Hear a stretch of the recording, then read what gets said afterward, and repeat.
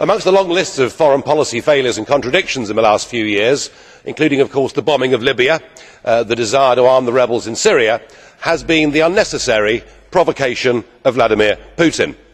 This EU empire, ever seeking to expand, stated its territorial claim on the Ukraine some years ago.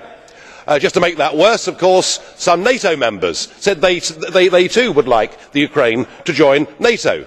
We directly encouraged the uprising in the Ukraine that led to the toppling of the President Yanukovych, and that led, of course, in turn to Vladimir Putin reacting. And the moral of the story is, if you poke the Russian bear with a stick, don't be surprised when he reacts. Now, just to continue with that, today we are rushing through an association agreement at undue speed with the Ukraine, and as we speak there are NATO soldiers engaged in military exercises in the Ukraine. Have we taken leave of our senses? Do we actually want to have a war with Putin? Because if we do, we are certainly going about it the right way.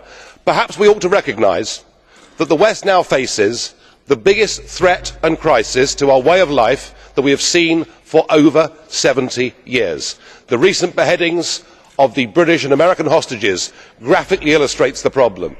And of course we have our own citizens from our own countries engaged in that struggle too. In the war against Islamic extremism, Vladimir Putin, whatever we may think of him as a human being, is actually on our side. I suggest we grow up.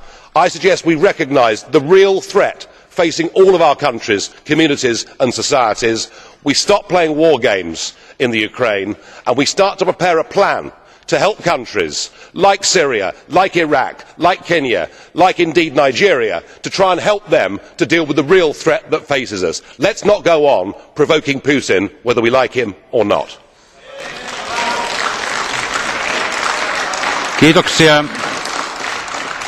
Thank you.